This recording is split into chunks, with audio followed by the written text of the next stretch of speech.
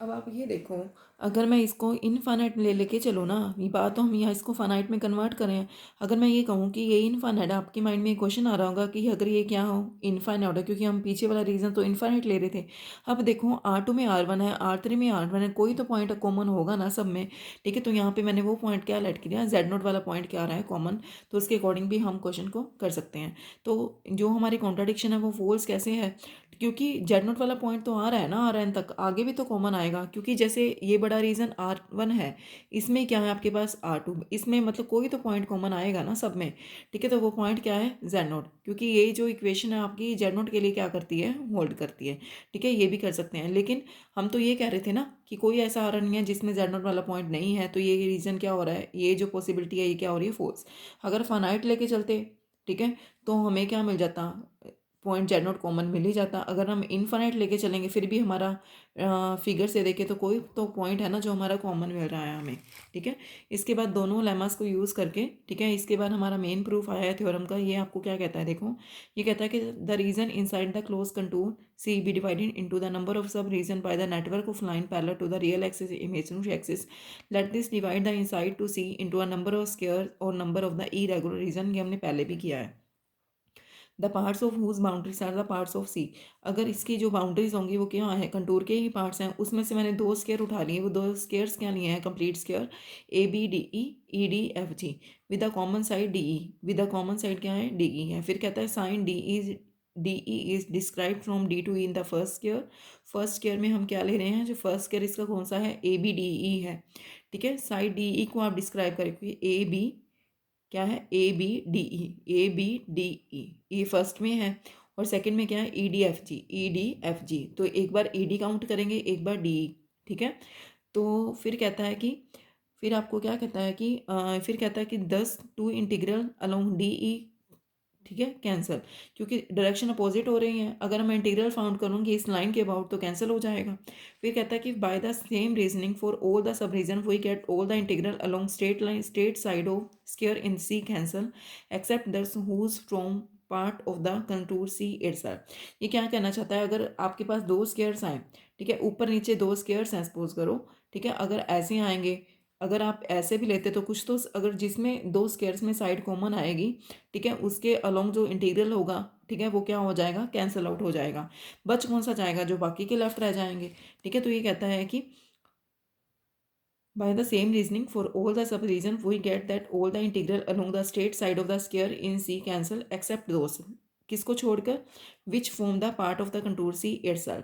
ठीक है, जो क्या बनाते हैं, कंटूर सी का पार्ट्स बनाते हैं। ठीक है, उसके बाद फिर कहता है कि which have to be describe only once, जो एक बार ही कंसीडर किया जाता है। ठीक है, उसके बाद क्या कहता है आपको, the integral which left behind sum equals to, जो इंटीग्रल रह जाएंगे उसका जो सम होगा, ठीक है, जितने भी इंटीग्रल बचेंगे स्ट्रेट साइड के अलोंग। ठीक है, जैसे आप ये देखो कि हमने ये टू स्क्वेयर्स लिए हैं।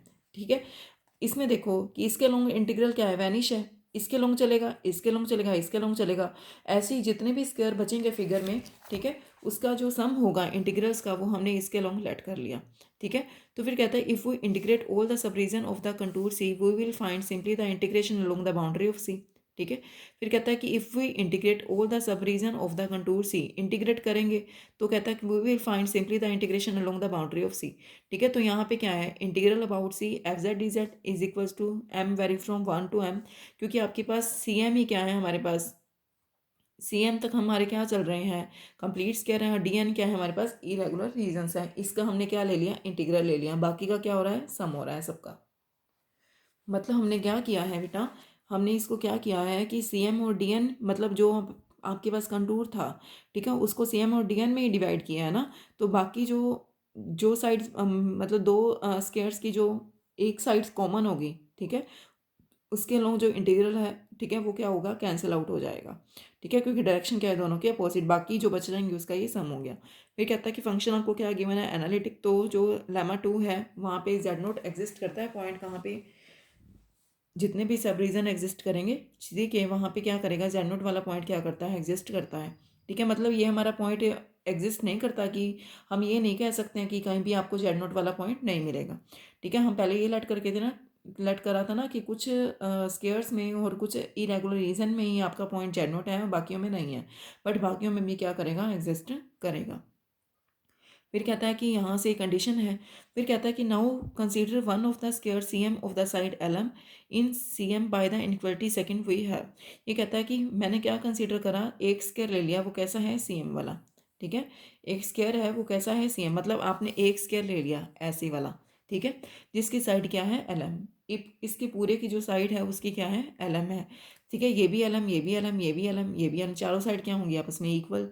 ठीक है, तो कहता है सेकंड इक्वलिटी से हमारे पास क्या आ जाएगा, यहाँ से एफ ऑफ जेड की अगर आप वैल्यू निकालो यहाँ पे, तो वैल्यू क्या आएगी, ये इसके साथ मल्टीप्लाई हो जाएगा, ये उधर चला जाएगा। ठीक है, एफ ऑफ जेड क्या होगा, लेस होगा, F of Z not plus Z minus में जेड नॉट, ये इधर चला जाएगा ना बेटा, F dash Z not plus में एफ साइलेंट जेड माइनस में क्या है, जेड नॉट है। ठीक है, अब आप ये देखो, जो ये फाइव जेड है, ठीक है, तो फाइव जेड जो है, ठीक है, मैंने क्या लिखा कि वेयर एफ ऑफ जेड की जो वैल्यू है वो ये है। ठीक है, अगर फाइव जेड जो होगा इससे लेस अगर आप लोगे तो दोनों में क्या आ जाएगी, इक्वलिटी, क्योंकि एफ ऑफ जेड क्या है, इससे लेस है, और फाइव जेड क्या है, अगर आप इससे लेस लेट करोगे तो इसमें जब पुटअप करेंगे तो साइन किस में चेंज होगा, इक्वलिटी का, क्योंकि इसके प्लेस पे ही क्या हो रही है, पुटिंग हो रही है।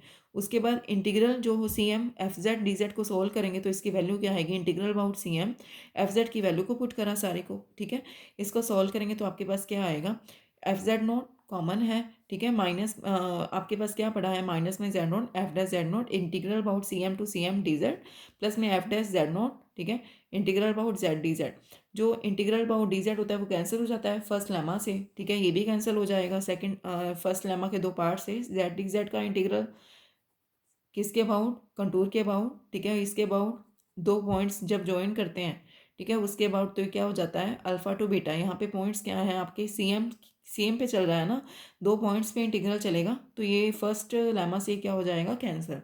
तो क्या बच गया, integral about C M five Z D Z आपका बच गया। तो इसकी जो वैल्यू है किसके इक्वल हुई, इसके क्या हो गई, इक्वल। और थर्ड नंबर इक्वेशन से हमारे पास क्या आ जाएगा, थर्ड नंबर इक्वेशन से आपके पास क्या है, integral about C M five S D Z को क्या करेंगे, सॉल्व करेंगे। मतलब यहाँ पे क्या करो, डी जेड से मल्टीप्लाई कर दो, इंटीग्रल ले लो किसके अबाउट, सी एम के अबाउट, वो किससे लेस होगा। अब सेलन तो क्या है, कांस्टेंट वैल्यू है, इंटीग्रल अबाउट सी एम। ठीक है, तो यहाँ पे जेड माइनस जेड नोट को किससे मल्टीप्लाई करेंगे, डी जेड से, और क्या ले रखा है, मोड ले रखा है, दोनों साइड क्या ले लेंगे, मोड की प्रॉपर्टी से दोनों क्या हो जाएंगे, आपस में अलग अलग हो जाएंगे। ठीक है।